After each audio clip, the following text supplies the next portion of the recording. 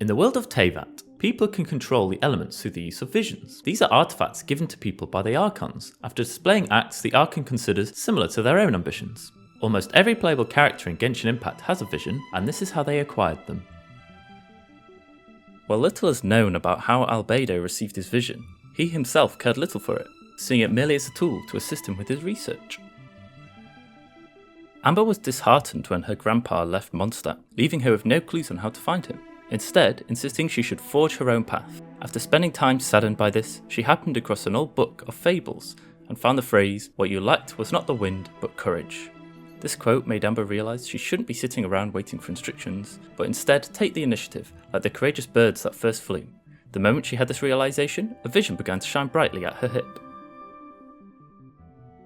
Ayaka was originally a playful child, but seeing her mother fall ill and her brother working hard, she knew she had to grow up. If Ayaka could master sword arts and poetry, she could at least pass for a decent lady of the Kamisato clan. Ayaka was not naturally gifted in either of these fields, but her mother always told her, none may deflect a swing that has been practiced 1,000 times. Eventually, her mother left this world, and little Ayaka became Kamisato Ayaka of the Kamisato clan. Sword art training became a daily part of her life, and on one day she managed to defeat an opponent in a single strike. In that moment, icy flowers surrounded Ayaka, and a vision appeared at the tip of her sword. None may deflect a swing that has been practiced 1,000 times, she said.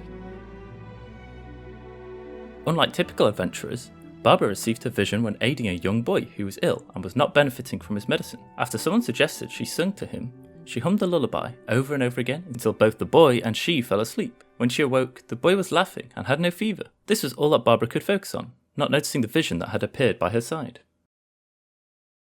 As a child, Beidou looked up to Zhongli due to the tales of his great victories and fights with monsters. This inspired her to find her own monster to kill, eventually encountering Heishan, a monster described as a giant fish dragon. Her fight with the monster took 4 whole days and was finished by a single strike. This heroic victory earned Beidou her vision. Yes, she defeated a dragon without a vision. During an adventure, Bennett found himself greatly injured. Not seeing this as a reason to turn back, he continued on to finish his adventure.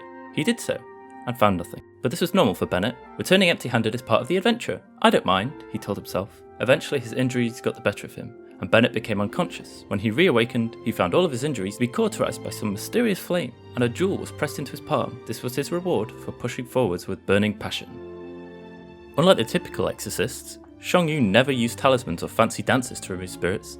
Merely his presence was enough to remove them. However, this brings suspicion and doubt to his employers, often leaving him unpaid. Despite this, Chongyun refused to put on an act, and this resolve earned him his cryo-vision. Diluc's father had 2 regrets, never becoming a knight and never obtaining a vision. When Diluc got his vision, he saw this as recognition from the gods of his and his father's ambition. However, soon after his father died, and with it Diluc's hopes and dreams died too, he went on a solitary sojourner. His ambition was not rekindled until he returned to Mondstadt several years later, ready to shoulder his and his father's will once more.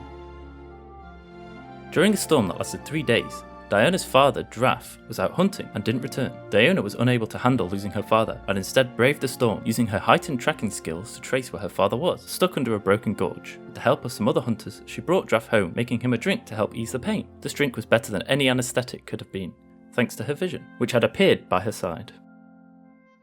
Eula could never accept her family's need for vengeance. It wasn't until she came under the tutelage of an outrider that taught her that before grievance and vengeance, before clan and outsider, one must find oneself first. He told her she should secretly call her grievances vengeance, as a gentle path of revenge on her family. Once she started to do this, and no longer worried about vengeance, her vision appeared before her.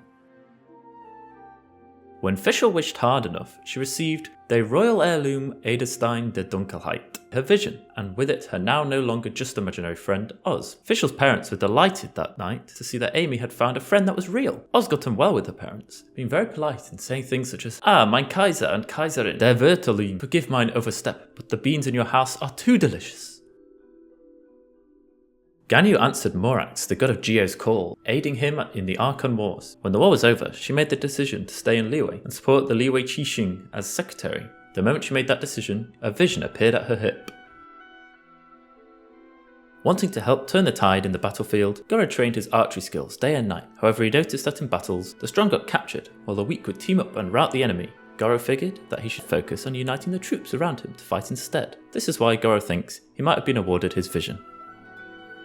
After conducting her grandfather's funeral, Hutao crept out alone that night, only carrying a bag full of a few days' rations and water. She travelled to the border between life and death and awaited her grandfather's spirit to say her last goodbyes. After several days without finding him, she came to the realisation that he had passed over the border as soon as he arrived, as he had no regrets in life. He had often said, "Live in life, die in death.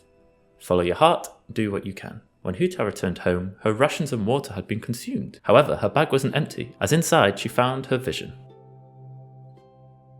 Itto woke up one morning to find a vision under his hip. This excited him so much he couldn't help but tell everyone he met about how he had a vision, to the point where people were getting sick of hearing the story. Itto even bought a very soft spectacle cloth and wrote into an advice column asking how he could make his vision shinier than everyone else's. When Jean was left to protect Mondstadt after Fark had departed on his expedition, she was pressured from two sides, externally from the Abyss Order attacking the city, and internally through diplomatic pressure from the Fatui. Jean managed to fend off both pressures, re-establishing the authority of the Knights of Favonius. Jean felt the breeze flow through her hand, and the world seemed to fade away shortly, for her to return with a vision in hand where the breeze once was.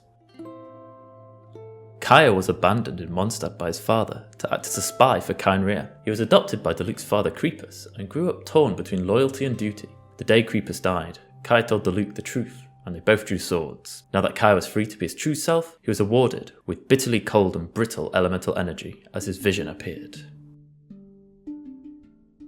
While journeying alone, Kazuha had the realisation that the vast sky and boundless earth were his home and all living things that inhabited them were his friends. It was with this realisation that he was able to sleep soundly that night, and awoke the next morning to the sound of birds and a shining vision lying upon his chest.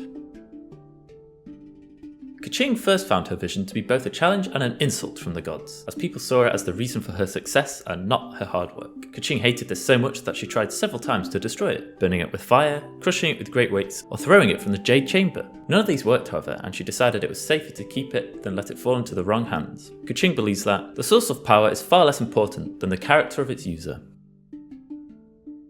Klee doesn't know how or why she got her vision. She was working on her first solo project to create a bomb even bigger than super big, but ended up only blowing up her small workshop. Among the ashes, Klee was pleasantly surprised to find a flaming vision where her workshop once stood. Kokomi respects the will of the people and wishes that they can each find their own way. When the Vision Hunt decree came about, the resentment of the people turned into cries of revolt, and so Kokomi led them, raising the banner of resistance. Her will to let the people live their own lives is perhaps why Kokomi thinks she got her Hydro Vision. When Kujo Sara was young, before she had even been given her name, she had her wings damaged and was hurled from a cliff during a battle. As she plummeted from great heights, she thought to herself, "No, it can't end like this. I always believed that I could protect this place forever with my strength." The next morning, an unconscious girl was discovered by the roadside with a glowing item in her hand. Thanks for watching part 1 of this series. If you enjoyed the video, please give it a like. And if you want to see more videos like this, consider subscribing. See you next time.